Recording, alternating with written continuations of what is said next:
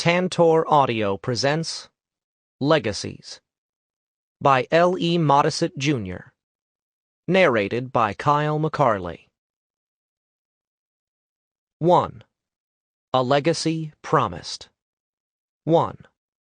In the quiet of the early twilight of a late summer day, a woman sat in a rocking chair under the eaves of the porch, facing east, rocking gently. Except for the infant she nursed, she was alone, enjoying the clean evening air swept of sand grit and dust by the unseasonal afternoon rain.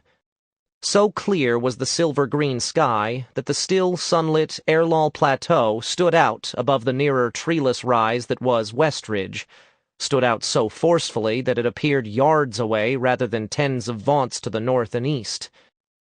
She rocked slowly, looking down at her nursing son, a child already with dark hair, more like deep gray than black.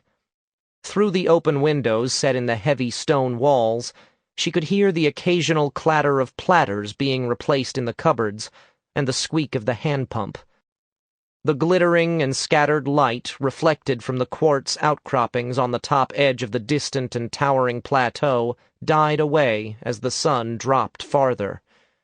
Before long, pinlights that were stars appeared, as did the small greenish crescent that was the moon Asterta. The larger moon, Selena, had already set in the west. She brought the infant to her shoulder and burped him. There, that's a good boy, Alusius. Then she resettled herself and offered the other breast. As she began to rock once more, a point of light appeared off the north end of the porch, expanding into a winged feminine figure with iridescent, green-tinged silver wings. The nursing mother blinked, then turned her head slowly. For several moments she looked at the soarer, a graceful feminine figure somewhere in size between an 8-year-old girl and a small young woman, except for the spread wings of coruscating and shimmering light, which fanned yards out from the soarer's body until it bathed both mother and infant. The woman chanted softly, "Soarer fair, soarer bright, only soarer in the night. Wish I may, wish I might. Have this wish I wish tonight." For a long moment after she had completed her wish, the woman watched. The soarer's wings sparkled, their movement seemingly effortless, as she hung in midair, in turn watching mother and child less than 20 yards from the pair on the porch. As suddenly as she had appeared, the soarer was gone, as was the green radiance that had emanated from her. Slowly, the woman murmured the old child's rhyme to herself. "Londi's child is fair of face. Duadi's child knows his place. Tridi's child is wise in years, but Quatri's must conquer fears. Quinti's daughter will prove strong, while Sexti's knows right from wrong. Septi's child is free in giving, but Octi's will work hard in living. Novdi's child must watch for woe, while Decti's child has far to go. But the soarer's child prays the most, for he will rout the Sanders' host and raise the lost banners high under the green and silver sky." She looked beyond the north end of the porch once more, but there was no sign that the soarer had ever been there. Within moments, the door to the house opened, and a lean man stepped outside, moving near silently toward the woman in the rocking chair. "I thought I saw a light torch out here. Did someone ride up?" "No." She shifted the infant and added, "There was a soarer here, Ellis." "A soarer?" "She was out there, just beyond where you put the snow fence last winter. She hovered there and looked at us, and then she left." "Are you sure, Lucinda?" Ellis's voice was gentle, but not quite believing. "I'm quite sure. I don't imagine what's not there." Ellis laughed warmly. "I've learned that." After a moment, he added, "There's supposed to be good luck for an infant." "I know. I made a wish." What did you wish for? I can't say. It won't come true. And I want it to come true for Alusius. That's just a superstition. Lucenda smiled. Probably it is. But let me have it. He bent over and kissed her forehead. For him, as well as for you. Then he pulled over the bench and sat down beside her as the evening darkened into night. 2. In the warm sun of a clear harvest morning, 5 people stood beside the stable door, 2 men, 2 women, and a small boy. The child had short-cropped hair that was a dark gray rather than true black, and he clutched the hand of the younger woman and looked up at the man who wore the black-and-green uniform of the Iron Valley militia. Tied to the post outside the stable were a roan, saddled, and a gray mare. The gray tied beside the roan had no saddle, but a harness and 2 leather bags of provisions across its back. "Father?" offered the boy. The uniformed man bent down and scooped up the child, holding him against his shoulder so that their faces were but handspans apart. You'll be a good boy for Mother, won't you, Alusius? "Yes, Father." His words were carefully articulated. "He's always good," offered the older woman, who stood back from the couple. "You'd say that anyway, Viral," countered the older man. "I might," Viral responded with a smile. "but Alusius is good. Lucenda knows that."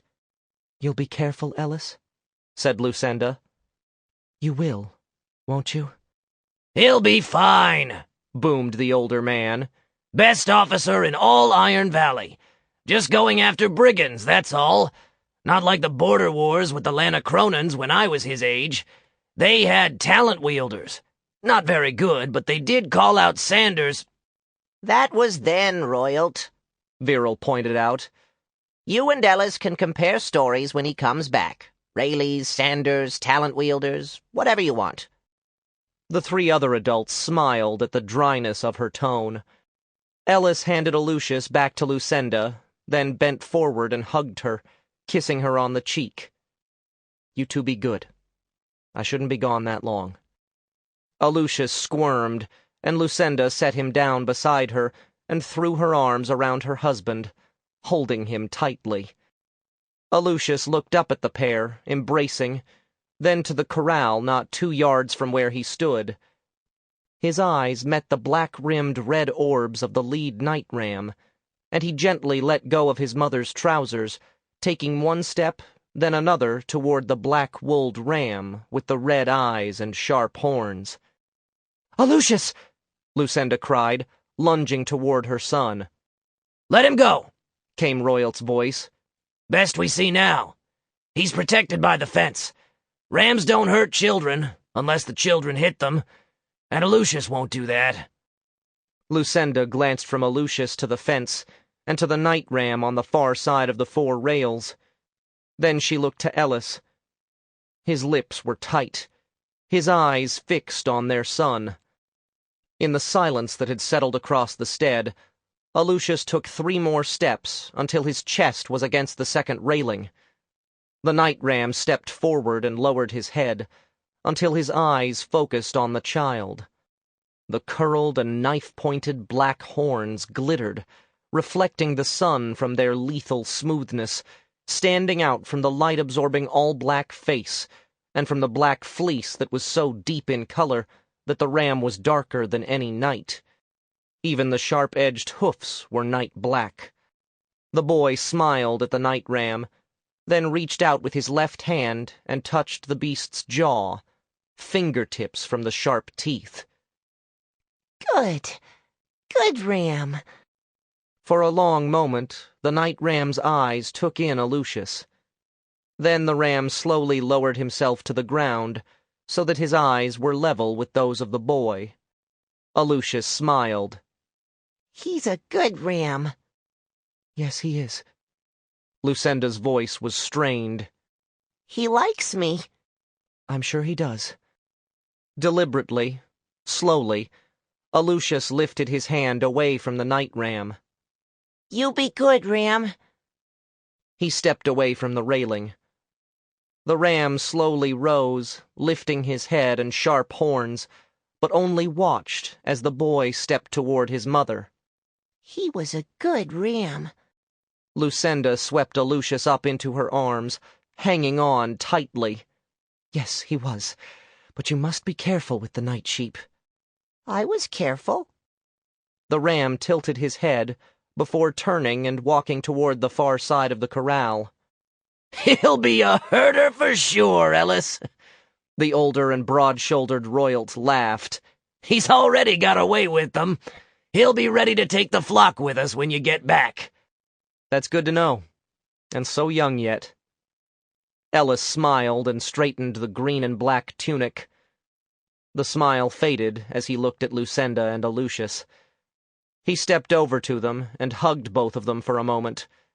Then he looked at Alusius, his face serious. You'll take care of your mother while I'm gone, won't you? Alusius nodded. Good. Ellis smiled once more. I'll be back before long. Sure as there are 5 seasons, I'll be back. I'll be here, Lucinda replied. Still holding the smile, Ellis untied the roan and mounted, leading the gray as he rode down the lane toward Ironstem. He turned in the saddle and waved as he passed the end of the outermost section of the southernmost corral. The older man and woman took several steps back toward the main house before stopping and watching the rider. The younger woman stood by a fence post, ignoring the night ram on the other side, tears streaming down her face. The fingers holding her son's hand did not loosen as she sobbed. Alusius looked at the departing rider. Father. He'll be back, Lucinda managed. He will be. Alusius watched until his father was out of sight. To the south, above the high road that lay beyond vision, an eagle circled upward into the open expanse of silver-green sky, a black dot that also vanished. 3. Outside, the evening was darkening, with neither moon to offer illumination. Inside the second lambing crib, with only a small, single-crystal light torch to dispel the blackness, Alusius watched. His mother held a bottle filled with goat's milk, feeding the small night lamb. The lamb sucked greedily for a short time, then stopped, lowering his head slowly. You have to drink more, Lucinda told the lamb gently. It doesn't taste right, but you have to drink it. She stroked the lamb. He doesn't like the sand. I wouldn't like sand in what I drank, Alusius said solemnly. It isn't sand. It's quartz. It's powdered as fine as we can make it with the crusher. But why? Alusius gave a small frown. The ewes have it in their milk. They get it from the Corus oat shoots, so we have to put it in the goat's milk so the lamb will grow strong. Alusius could sense the doubt in his mother. He's very sick, isn't he? He isn't as strong as he should be. It's hard for lambs who lose their mothers. The other ewes don't have enough milk for 2. Sometimes they don't have enough for 1.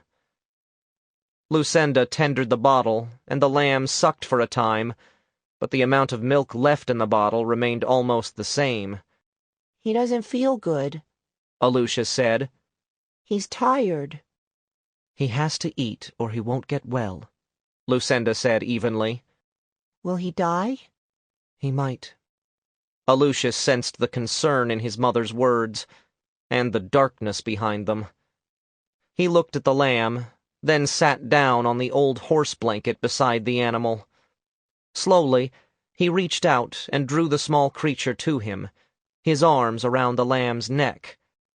The lamb bleated, then seemed to relax, looking up at Lucinda. Alusius waited. She offered the bottle once more. Alusius held the lamb until the bottle was empty. Lucinda looked to her son. How is he? He's tired.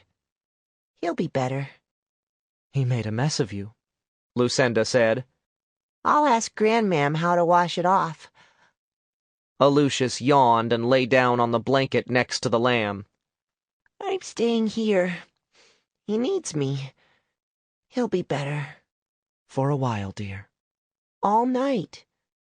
He'll get well. You'll see. He will. If you say so, Alusius.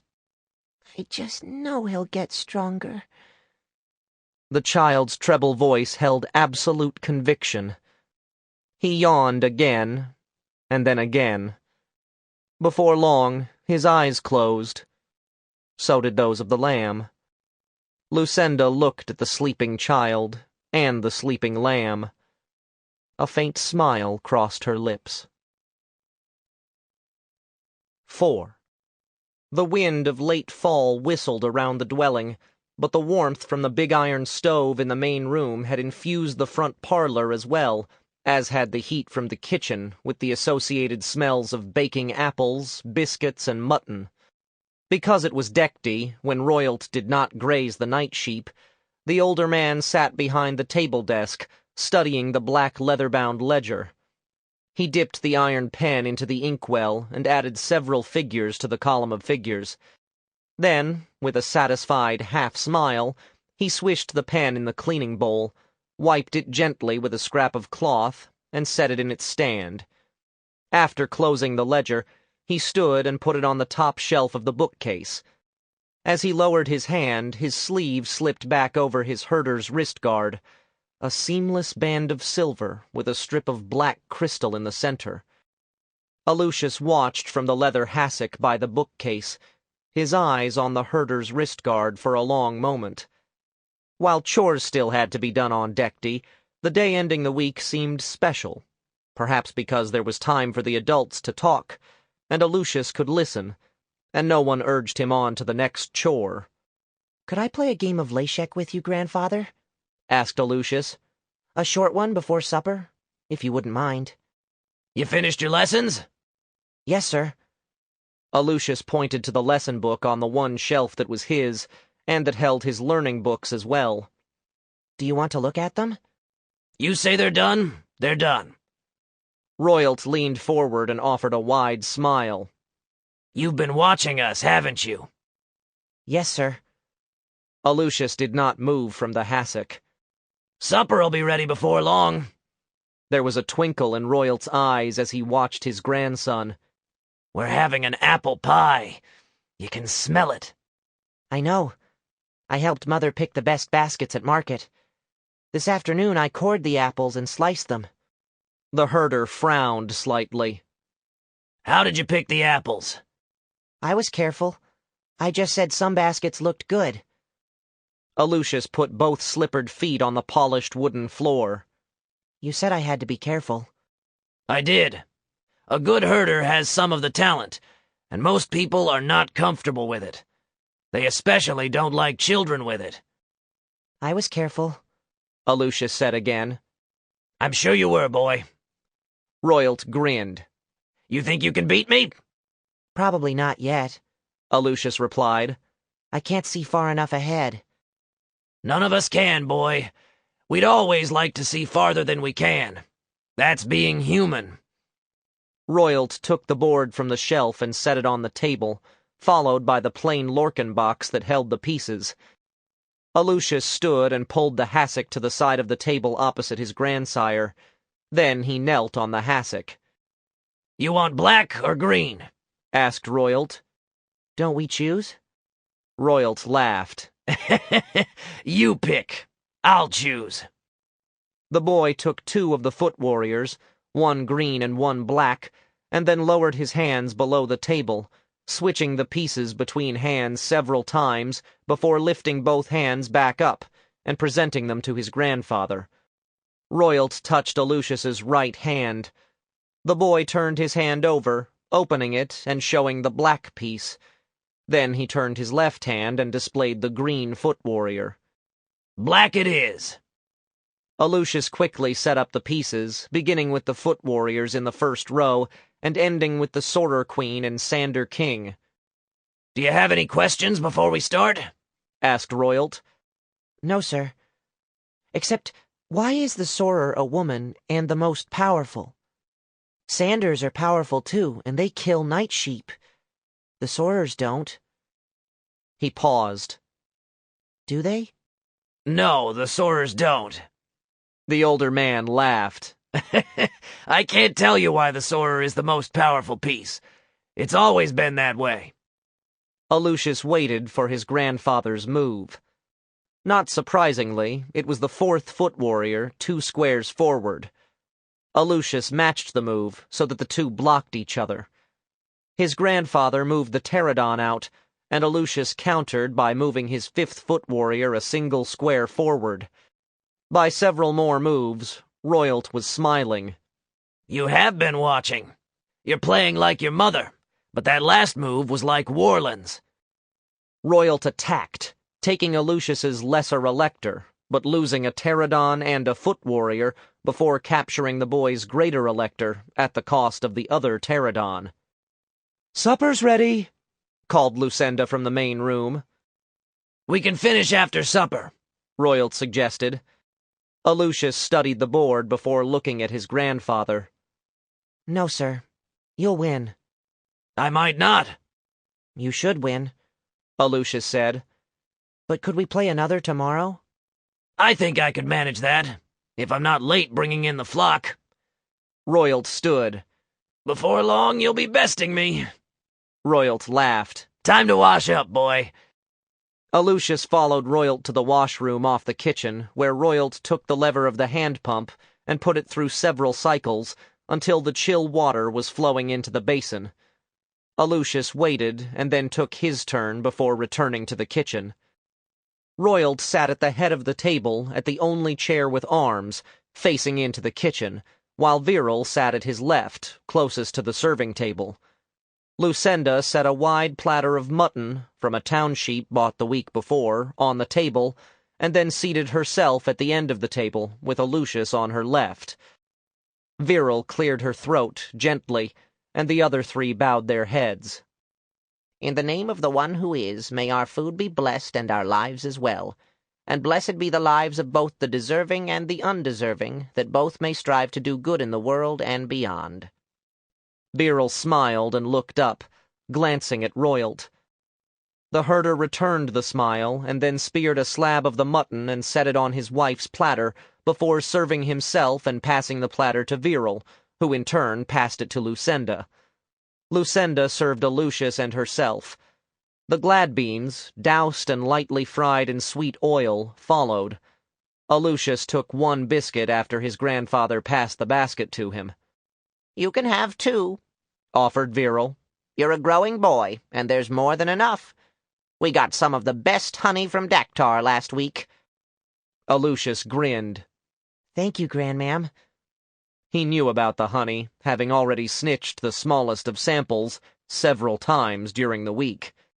Of course, his grandmother continued, there isn't quite so much honey as there might have been. Alusius flushed. Lucinda shook her head in what Alusius knew was mock disapproval, or almost mock disapproval. It was awfully good, Alusius admitted, and I only had a little. At the end of the table, Royalt coughed to smother a smile. You might have asked, suggested Lucinda. You would have said no. Sometimes that happens, his mother replied. We can't always have what we want. You know that. Get too greedy and you might get a legacy of the Duarches. Yes, ma'am. Alusius wasn't too sure what that meant, but it didn't sound good. After the momentary silence, Royalt spoke. Been wondering if we'll be having a long and cold winter this year. He took another slab of mutton and ladled gravy over it. You think so, dear? asked Viral. Haven't seen a sander in near on a month. Not many sandwolves either, or even scrats. Saturl says the sandwolves have moved closer to the town, that folks there are losing dogs, and the wolves are going after food sheep. They all forget that the wolves don't leave a scent, and that food sheep don't sense them. Most times, sandwolves don't like town sheep, unless they're starving. Last time that happened this early in the fall was in the big winter, 15, 16 years back. He took a swallow of the weak amber ale. Wind's colder early, too. Do you think we should lay in another town sheep or two in the holding barn? 3, maybe. And some of the big sacks of dried beans. We've got the coins. Alusius hoped that his grandfather happened to be mistaken, because Alusius hated the beans. But he knew that Royalt had a feel for weather, and his own feelings had already told him it was going to be cold. "And some of the dried maize," suggested Lucinda. You never did care much for the beans, did you, dear? Asked Viral. "You know that, Mother." Lucinda grinned. "Neither does Alusius. One of my faults that has been passed on to him." One of your few faults, suggested Royalt. If you'd pass the biscuits, Alusius. Alusius looked around the table at the 3 adults and took another biscuit, smiling, before handing the basket back to his grandsire. 5.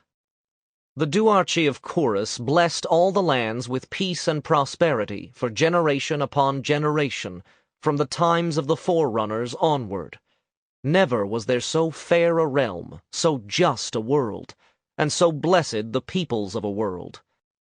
The Myrmidons of duality and their pterodons controlled the heavens, and they conveyed dispatches, orders, and messages from one end of Corus to the other, from the northern heights of Blacksteer to the warm waters of Southgate, from Alustra in the east to mighty Elsene in the west, all so that the peoples of the duarchy might prosper, and that their children and their children's children might do so as well.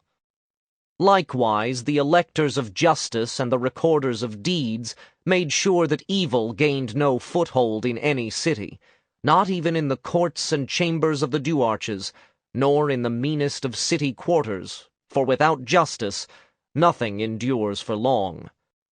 The engineers of Fatel created the mighty Eternistone highroads that crossed Corus from east to west and south to north, excepting only the Erlal Plateau and the anvils of Hell. Upon these highways moved all manner of goods and travelers, each secure in the knowledge that all were safe from any manner of harm. Even the oceans fell under the sway of the duarchy, with the fleets of the Duadmiralty built of dolphin ships so swift and fierce that no pirate and no brigand could contest or escape them, and the ways of the seas became as highways upon the waters, bringing goods and travellers to all manner of places. The sun shined its favours out of a silver-green sky, and blessed the duarchy and all its peoples through all 5 seasons of each year, every year. Then came the cataclysm, and the old ways and webs weakened, and the world changed for all time. History of Corus. Fragment recovered from the Blue Tower at Hafen. 6. Mist sifted from the clouds overhead, and fog covered most of Westridge, bringing with it a faintly acrid scent of damp quartzite mixed with that of night-sheep dung. The supply wagon stood outside the stead stable. Wearing his oiled leathers and a battered brown felt hat, Royalt held the leads to the dray horses. He sat on the left side of the wagon. Beside him, slightly more to the middle of the wagon seat, was Alusius, who wore an oiled leather cloak over his night-sheep jacket. "It's miserable weather to go to town." Lucinda stood bareheaded under the slight overhang of the stable eaves. Best weather to go, replied Royalt. We don't miss grazing time. We need the salt and the flour. Your mother's not up to taking the team. Alusius sensed that his grandmam might never be up to taking the team. Something about her leg hadn't healed right. He felt that he should have been able to do something. Not that he hadn't tried, when no one was paying attention. Sometimes she felt better, but it never lasted. Lucinda looked at her son under the oiled leather cloak that was too big for him. Alusius returned the gaze with a calm smile. Alusius will be fine. He needs to get off the stead more, daughter. I suppose he should, Lucinda replied. "You be good for your grandfather, Alusius." Sample complete. Ready to continue?